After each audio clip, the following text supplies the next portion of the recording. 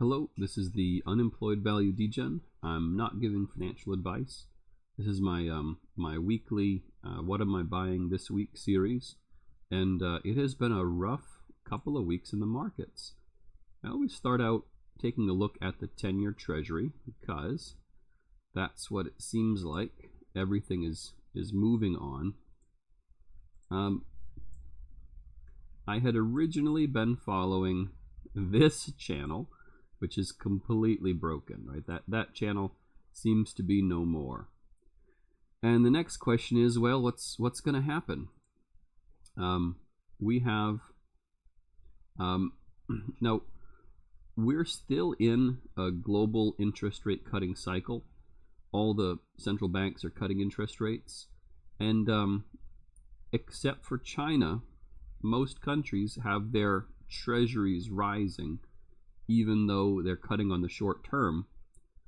But the United States is an outlier. If you look at, well, and the UK is worse, but if you look at Europe and Canada, there's a lot of international treasuries that are trading well below the US.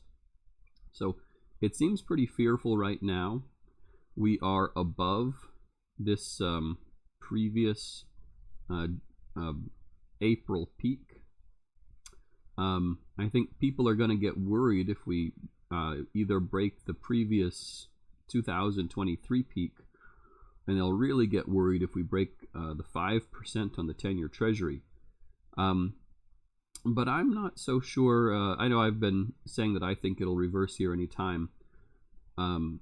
If things can keep going for a while with momentum because people have a short position, but I don't believe this can go on forever. Now, there are some things happening in the market that are maybe scaring people, but typically when people get scared, they go into 10-year treasuries for safety. One of the things that's scaring people right now is the out-of-control wildfires in Los Angeles. They're talking about maybe causing $150 billion of damage, and that could bankrupt a significant part of the whole insurance industry in the United States, and that could cause some financial contagion. Well, again, if there's any fears like that, you'd expect the 10-year Treasury to come down, not go up. So we're definitely going to have to see what happens. And, you know, prices can be outside of a trend line for a while. It's probably clear that this trend line is broken, but I don't think we know what the trend line for the first couple years of the Trump presidency is going to be. There's still the possibility that he goes in there, and he talked about these BRICS countries that are trying to get away from the dollar. If they don't start buying treasuries again, he's going to specifically target them with sanctions. I mean, he could cause some treasury buying. So we'll have to see. That inauguration is, what, 7 days away? So yeah, this is an interesting time. And this rising 10-year treasury is really spooking the market. And nobody knows now what the new trend line is going to be. This much flatter trend line would give us a really hard time getting into a 3.5% 10-year Treasury within Trump's first 2 years in office, and a 3.5% 10-year plus. So the reason why I'm focusing on this so much is because so much of the U.S. economy is based on the housing market, and the housing market is probably frozen until 30-year mortgages get back closer to 5.5%. Or, you know, everybody just gets used to them and moves on anyway. But then I think real wages would have to pick up some, and that takes time. For the 30-year mortgage to get back to 5.5%, you'd need the 10-year Treasury to get to 3.5%, and for mortgage spreads to be 2%. Now, those mortgage spreads, they've been as low as 1.5%, but there's two things that are affecting mortgage spreads right now. One is there was new regulations after the global financial crisis in 2008. I don't know whether this is a good idea or a bad idea, but Trump might repeal some of those. That could cause 0.5 percentage point of mortgage spreads to come out of the market. And the other is the Federal Reserve allowing their mortgage-backed securities to roll off the balance sheet. Now, I mean, it was illegal for them to create that entity Maiden Lane to buy the mortgage-backed securities in the first place. But if the Federal Reserve decided to maintain a an even balance sheet, a steady balance sheet, and to stop quantitative tightening, and to stop the roll-off of mortgage-backed securities, that could probably cause about 0.5% of that mortgage spread to come out. I don't think that's what they'll do. I think what's more likely is they might maintain a steady balance sheet, but still allow the mortgage-backed securities to roll off and mature, but then maybe replace that balance sheet gap with treasuries, which, if they did, that would cause the 10-year to fall, which would be good for corporate America, but it still wouldn't help the 30-year mortgage because it wouldn't compress that spread between the 10-year treasury and mortgage rate. So I don't know. I think you might see the Federal Reserve pretty soon. It would surprise me if they were quantitatively tightening into a world where the 10-year treasury is rising so aggressively. So we'll have to see if the Federal Reserve gives quantitative tightening a pause. Because if they don't, Trump is going to be tweeting about it, pretty much every day until he gets his way. With this interest rate strength, the dollar index has been, it used to have this channel right about, where was it? Here. Annotate that channel. But it used to have this channel right about here. And it has completely broken out of this channel to the upside. It's just rocketing higher. That dollar index is crushing a lot of international stocks. And now, with the channel broken, nobody really knows where it's going to go to now. If it is true that Trump wants, an export-based mercantilist economy to, reinvigorate manufacturing and blue-collar jobs, he would be pushing against a strong dollar. But at the same time, if we have cheap electricity in the artificial intelligence revolution and everybody wants to sell their currency to buy our stock market, the dollar could stay strong for a while. And then here's the Fear and Greed Index, which the Fear and Greed Index finally flipped over into extreme fear. And this has traditionally been a great buying signal. So I know right now everybody in the marketplace is projecting, it could crash so much further from here, it could crash so much further from here. We're already at a position where if you bought today, looking out 3 or 6 months, you'd probably be pretty happy with it. Whenever the Fear and Greed Index is in extreme fear, it's almost always a good time to just buy something. And if I look at the components of the Fear and Greed Index, now this is the 125-day moving average, and it's the S&P 500 is getting close to that. I typically use, we'll go over this, I typically use a 200-day moving average, but I could try that. Everybody has their favorite. I could try a 125-day moving average. So there's the 50-day, the 125-day, and the 200-day. And in the last year, the S&P 500 only broke the 125-day moving average once. It doesn't appear to me to be that this is any sort of consistent resistance level. I don't know if I like that 125-day. I'm not sure why the Fear and Greed Index likes it so much. The lower Bollinger Band, which is 2 standard deviations below the 20-day moving average, has been a much more consistent place of resistance, and we're already there, but sometimes it keeps going. We're very far from the 200-day. A lot of people are thinking the moderate worst case scenario is we come back and test this 200-day moving average, which is another 25 points lower, or 2,500 points lower in the S&P 500. I don't know that we're going to get there. Right, the stock price strength. So the number of new lows in the stock market, new highs versus new lows, is in extreme fear. Breadth has been in extreme fear for a while. People have, so this is ticking up again. People are buying puts again. There was that little bit of spike before people are buying puts, and there's that little bit of spike now. I mean, there was a lot more put buying. This is a ratio, so it's changed when people buy calls. There's still a lot of people in the market buying calls, 1 year out, buying long-term calls, and they call them leaps. So as people are buying lots and lots of calls, it's hard for the put-call ratio to spike very high. But this is just a short-term spike here, probably, where people are buying puts at the moment.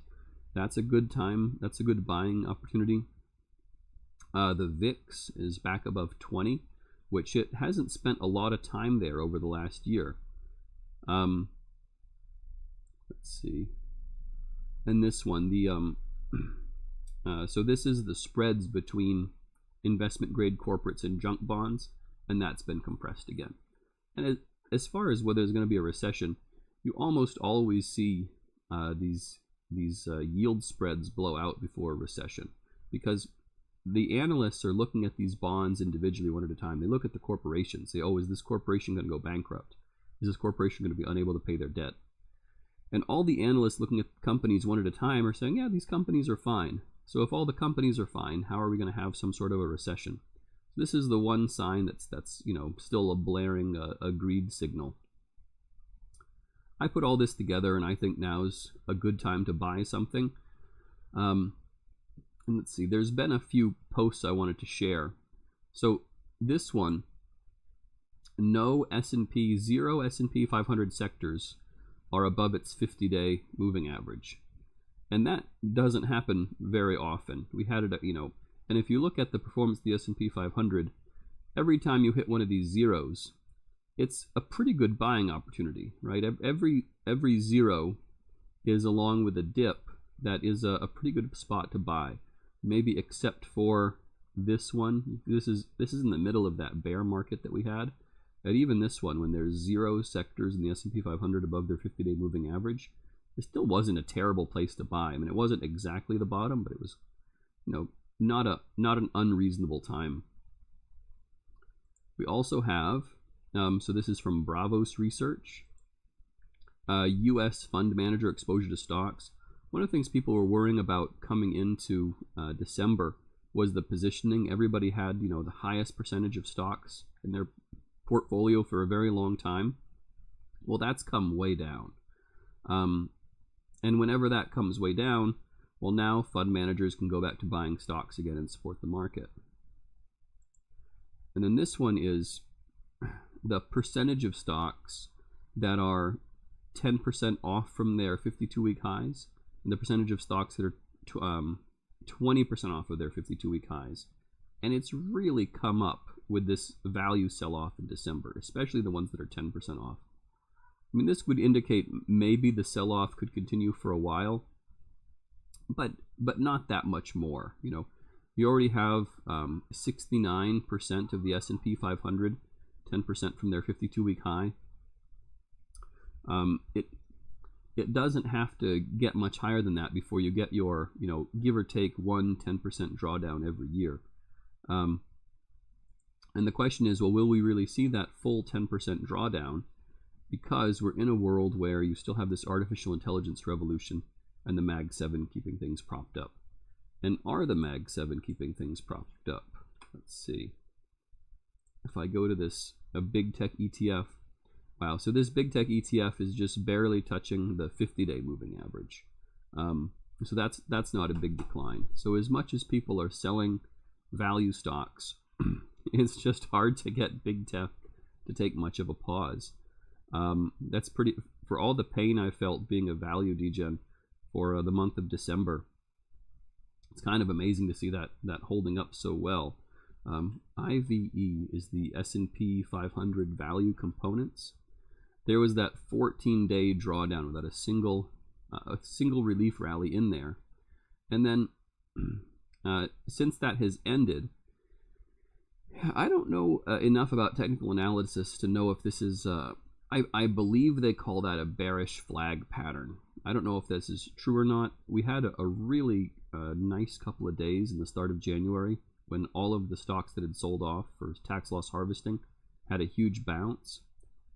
But all of that's been given back now, so we're kind of back to the same level we were at that 14-day drawdown after that maximum amount of pain. And I think that's a one of those bearish flag formations. I could be wrong about that, but that would not be looking too optimistic for value. But you do have the RSI at 30, and you do have the MACD potentially. I know this is a concurrent timing indicator, so you're at the 200-day moving average. That's a fine time for it to bounce. You're at the lower Bollinger Band. You've got a 30 on the RSI, and you know the MACD could be turning positive again. It's not terrible. RSP is the equal weight S&P 500. The equal weight S&P 500 is almost to that 200-day moving average, not quite. Whereas the regular S&P 500 is still very far away. I mean, just the difference between when you're overweight big tech versus not is a pretty huge difference. And let's check out the NASDAQ. Yeah, so the NASDAQ looks, you know, a lot like that Magnificent Seven. Yeah, even with all the pain for value in December, it's not much of a drawdown. You are below the 50-day moving average, but there's a long way to go to get to the 200-day moving average, which the NASDAQ did try in August. So I'm not sure. Excuse me. This current period where people are terrified of this, people are terrified of this 10-year Treasury. I think I've cluttered up the screen too much. Can I delete these? No. Let me start this over. So people are pretty terrified of this 10-year Treasury rising and what to do about it. You also have in January, there was sector rotation. So funds needed to reposition.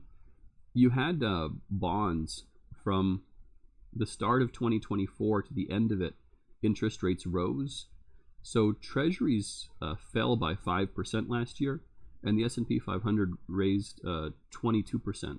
So all those 60-40 portfolios, they have to rebalance. They have to sell some stocks and they have to buy some bonds. What's kind of amazing is the selling pressure in the S&P 500 has happened from the rotation in January, but the buying pressure on bonds hasn't. And that's one of the things that's very confusing right now. And it could just be that as the momentum crowd chases in to push this higher, it's going to temporarily overshoot. But fundamentally, people have a lot of bonds to buy in January. Or maybe there's a buyer's strike in bonds. Maybe the professional money managers, they're cautious about what's going to happen with, you know, Trump's immigration stance, Trump's tariff stance. Now, the traditional thing is if you're afraid of a recession, you would buy bonds and that would lower the yields, right? That is a flight to safety. But it might be this strange world where fear of maybe stagflationary fears would cause interest rates to rise. I don't want to sound like a doomer, but one of the ways of interpreting the current price action on treasuries is increasing stagflation fears.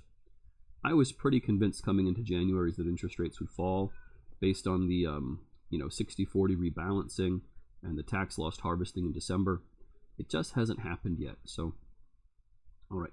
Well, let me get out of all this macro talk and look at some specific names. I keep one of my spreadsheets set up to look at when there's a sell-off, when things are down. I just want to look at what things are up when the market's down. And at the top of my list is Okeanis Eco Tankers. So oil tankers caught a huge bounce. It looks like that the Biden administration was letting Russia dodge all their sanctions. And now that Biden doesn't care what the price of gasoline anymore is, they're going to be reinforcing those Russian sanctions. And some of that shadow tanker fleet is going to be useless. So supply and demand, when there's fewer tankers that can be used, well, the day rates for tankers go up. And I had put a trade alert on this stock. Where did I put it? Let's see. I don't remember if it was around 24 or 23, but I had put a trade alert on Okeanis Eco Tankers, maybe somewhere around here. And then, of course, it just keeps on crashing. It might have been here at 22, but I'd have to go back and check. So I did look like a fool for a couple of weeks, but tanker stocks have really bounced back hard. I don't know short term if this is, a great entry place. Longer term, it's going to be a fantastic entry place possibly, because I haven't talked about the oil price, but the oil price has been very strong. Let's see. what is it at? I think it's at, just go to FinViz and look at the futures. So where is WTI on this thing? Crude oil, yeah. So Brent is at $81 and WTI is at $78 just in the last couple of days. Right, so just in the last couple of days, crude oil has gone from 74 to 78 within a couple of days. That is a pretty big price spike. And this is coming into a year when, back in December, when it was hovering right around 70, a lot of people were putting their 2025 oil price targets. That oil was going to be at, $58, $61. There's a lot of people that base their predictions on, if something's going down, it's going to keep on going down. Well, that's right a big chunk of the time, but sometimes there's mean reversion. If you are going to have sanctions on Iran, if you are going to have sanctions on Venezuela, all those things the Biden administration was doing to keep oil prices low was just ignoring those sanctions policies. And we're going to go back into enforcing those. Then in the short term, the oil market's going to be tight because it's going to take, months, if not years, for Trump's drill baby drill to actually bring new supply online. Even with shale being a fast turnaround, it still takes time. So with oil prices at $78, and that's in US, I think that's way over, might even be over 110 Canadian. I'd have to check. One of the stocks that Mitch and I had talked about before as being potentially interesting in 2025 was Vermilion Energy because of their recent acquisition, their share buybacks, the price of oil in Canadian dollars, their debt being denominated in Canadian dollars, the weak Canadian currency. But yeah, this is potentially really interesting time in crude oil. And a lot of people, a month ago, you couldn't find anyone who was bullish crude oil. So at least get to feel a little bit smart by looking at a company like Vermilion when it was really in the dumpster. But Okeanis Eco Tankers, so despite this massive value sell-off we've had in the last couple of weeks, the tanker stocks have all been doing really well. Another stock that's back from the dead is Portillo's. And last time I had talked about Portillo's, it was kind of feeling like dead money, stuck here around $9. And there was an announcement that recently got the stock moving, which is, I'm going to say this wrong, so I think they added to their board of directors the chief strategy officer from Chipotle, if I can say that right, so somebody who is very experienced at growing a popular brand. And after I wrote about Portillo's, I've had several subscribers send me messages like, hey, there's not a Portillo's in my city, but I was traveling for work, so I stopped at one, and oh my god, this is the most amazing fast food restaurant ever. And I think that's the brand strength of it, the customer satisfaction, the everyday value. I'm really bullish Portillo's. I look at something like Kava, and I've had falafel before. It's okay. I don't see falafel bowls as really being durable and taking over the country. The same with GENK, Korean barbecue. My sister-in-law is Korean. Korean barbecue is fine. I just don't see it as having this, something that you could eat every week and be happy with. Mexican food, Chinese food, and those are the sorts of things that you can eat regularly, in my opinion, for whatever that's worth. I don't think falafel you could eat anywhere near as often as you can eat Chipotle or something like Portillo's. So I'm pretty bullish on this, and it finally has some positive momentum. And it's only just started getting that positive momentum back, especially considering the rest of small cap value stocks have been completely crushed. So again, I'm looking at things that are green during a red day. Okeanis Eco Tankers, Portillo's. One of my recent write-ups was on Cleveland Cliffs. That's having some positive price action even in this negative time period.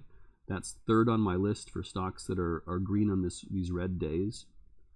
Some of the coal stocks. So one of the things happening now is natural gas prices are rising, and I just saw a tweet this morning. Okay, what's the best stock to be in for natural gas prices rising?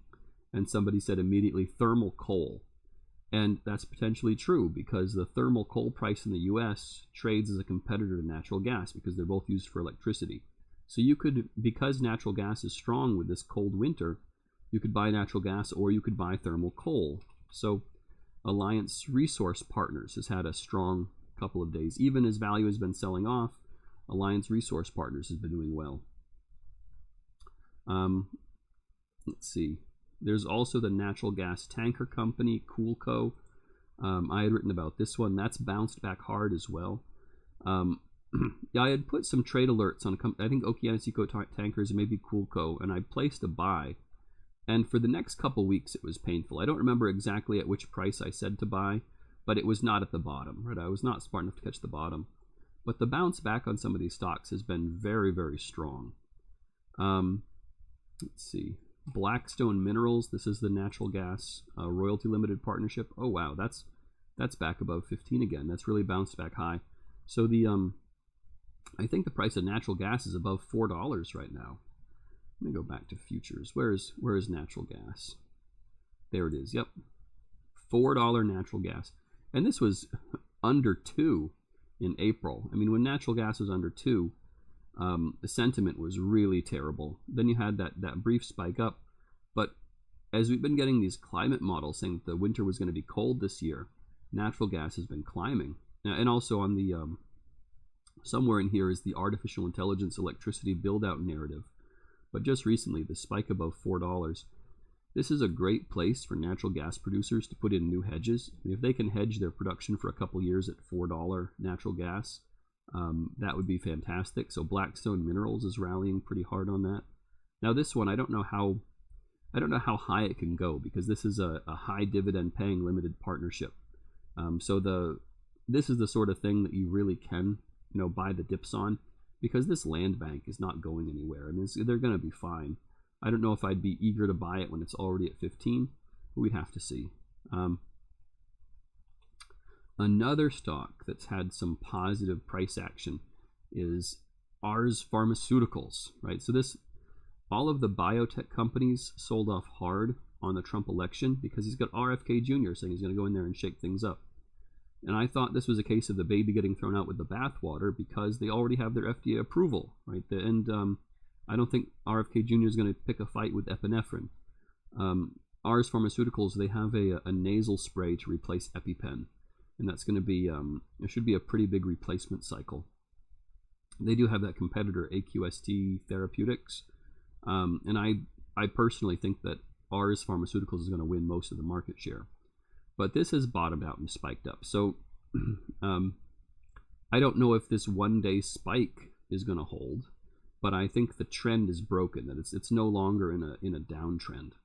So I think adding some to SPRY, some ARS Pharmaceuticals, is fine here. Some of the offshore has started to get a little bit of a bid. This is Borr Drilling. Now this one, as opposed to all the other offshore, they have some contract dispute drama with Saudi Arabia. This isn't my favorite offshore name. I like the deep water better than the jackups. And also, Borr is not the cheapest. They have a high-quality fleet, but they're not the cheapest. But Transocean even has started catching quite a bit of a bid. Right, so this, now, it's a little early to tell, and it looks like it's consolidating a bit here. But the bottom might be in for Transocean, right? We might not see it fall back to this $3.60 range again. And let me go out to it. It's been a couple years of pain here. Yeah, so it was over $8, and it was just a solid straight 2 years of just grinding lower. And then there you have this, the bull trap, and then it grinds lower. Now, there's no technical evidence that channel is broken. But with the crude oil price being at 78 and the change of the calendar year, a lot of times the momentum can change when the calendar changes, just with sector rotation and things like that. So oil and oil field services could do well. And then foreign stocks. We looked at the dollar still strengthening, but PagSeguro has been green. So during these last couple weeks of sell-off, we might have finally found the bottom in the Brazilian stock market.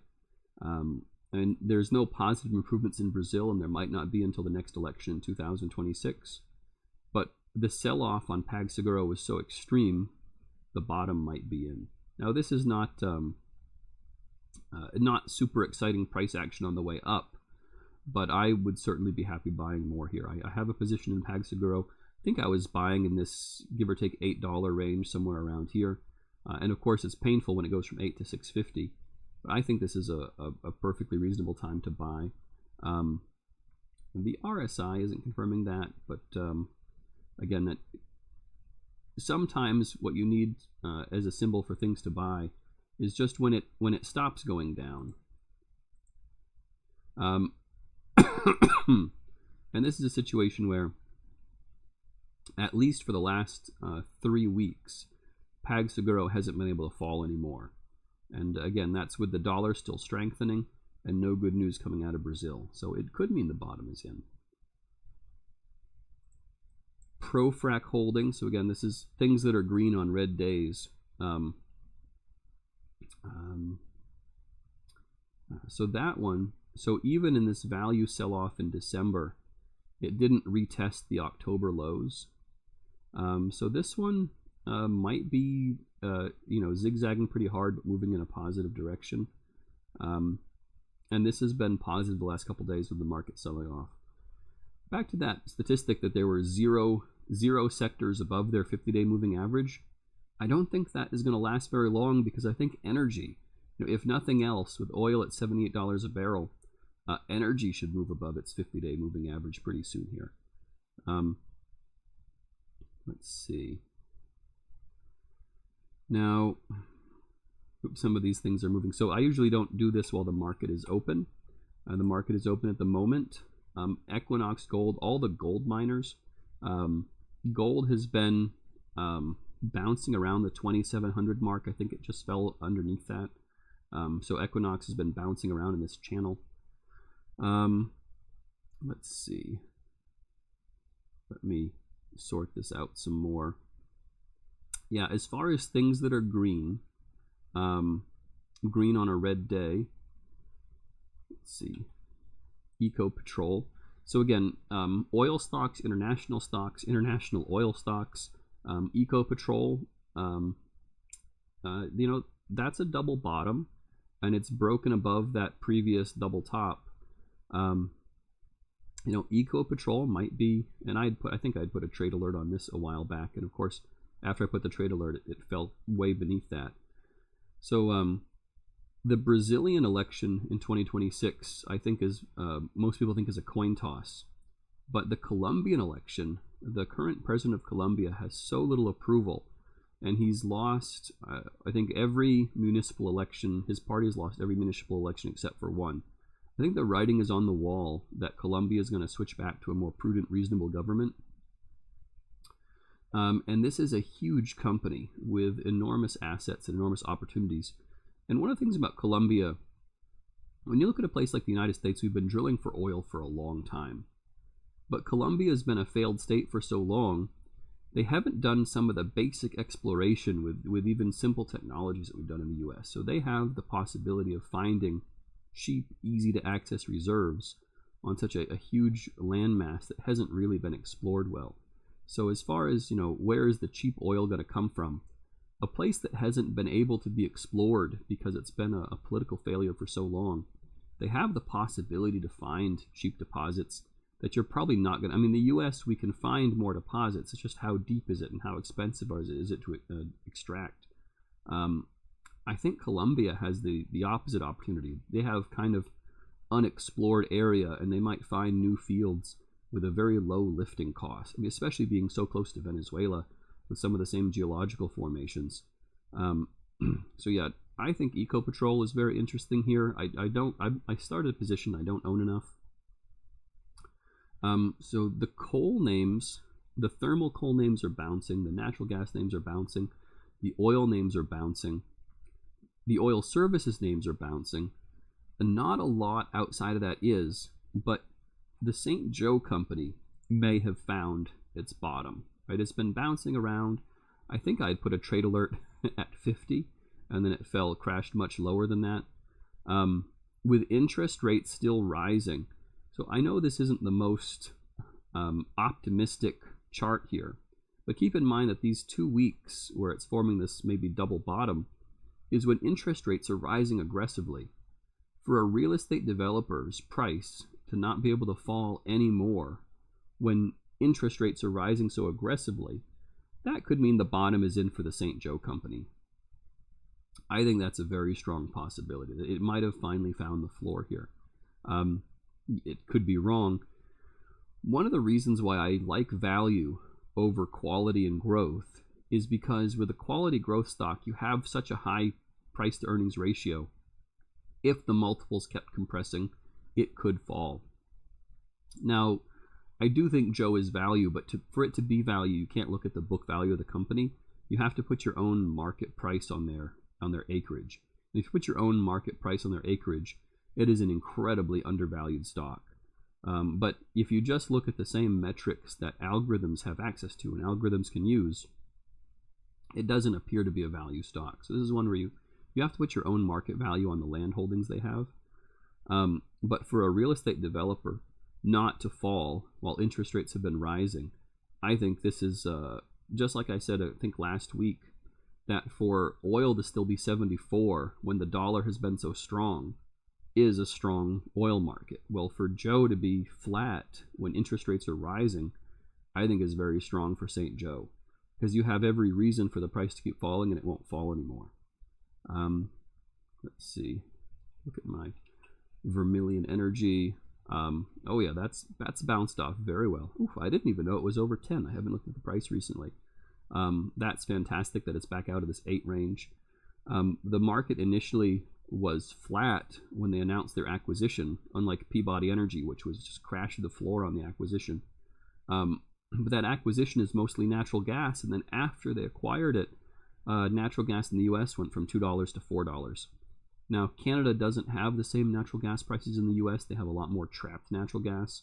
Export facilities are being built. I think there's a new export pipeline or export facility coming online in the middle half of 2025.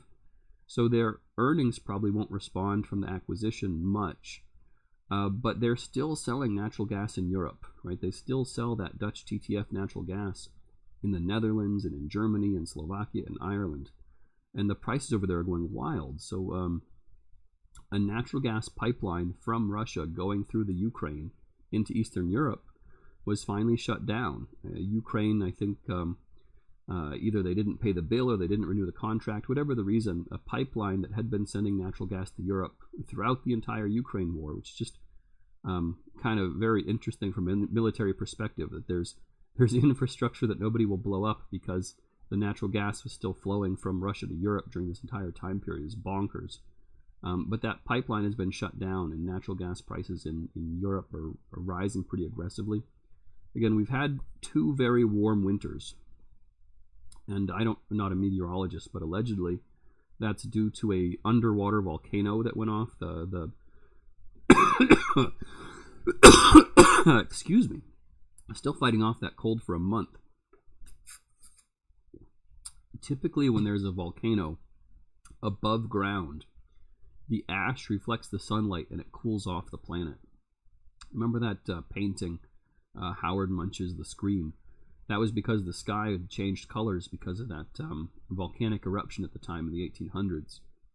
Well, an underwater volcanic eruption, and we just had the largest one in recorded history in Tonga in 2022, that put so much water vapor into the high atmosphere, and a lot of it hasn't come out yet.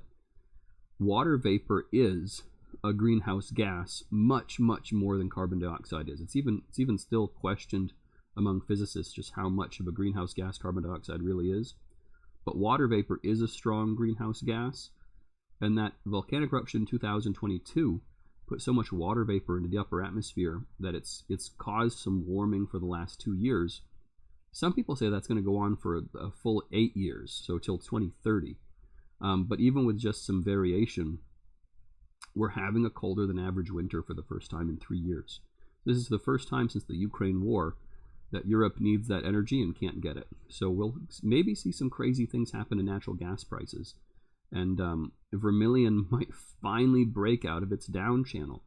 We'll have to see if prices are able to come back and test some of the places where it's been. Let's see. Well, the market is so red today that there's not a lot of things that are green. So again, I have a special screen that I use on days like this when the market is completely trashed. And that's for things that are green on a red day or a red week. And there's not many things, right? It's really rough out there. Although, just within the day, I get to talk about it again, my Finance of America company. So it was, oh wow, is it down to 26? It was at 25, now it's bounced back up to, where is it right now? 26, yeah. So this thing has enormous volatility. It is just, for the moment, below its 20-day moving average. And it hasn't done that since October. So we'll have to see. I had done a write-up for my paid subscribers about what I thought was going to happen to the price action of the stock. And because Finance of America Companies has convertible debt that converts at $27.50, even though it had just run up from 5 to 30, I wrote that I thought there's pretty good odds that $27.50, that range, it could really pin the stock for a long time. And it did hit some resistance. It was up here at 31.46, but it's given back some of that. Now, I don't know if it will continue to fall, how far it will fall, or if it will keep, bouncing back and grinding higher. Because of this strong price action, it attracted a lot of tourists. When those tourists who don't know the fundamentals of the company, just the momentum chasers, when they see that momentum is gone, they'll leave. And when they leave, that will crush the price. So just the fact that it stopped going up even briefly, we'll have to see what happens. But Finance of America Companies, it got a lot of attention for technical and for momentum reasons. And when that story changes, when the technical momentum reasons aren't good anymore, I think those tourists might drop it like a bad habit. And so I was very clear with my readers, I think this is a much longer story. The earnings coming in could be very chunky. I have no confidence that because there's mark-to-market adjustments, what the story is going to be with each individual quarter, just that over a year or 2 or 3 or 4, it's going to be fantastic. So I would be looking for dips to buy, but I think it could fall. I don't know how far, but especially when it got so much attention so fast, and when those people get bored with it and they exit, it could be painful. So we'll have to see.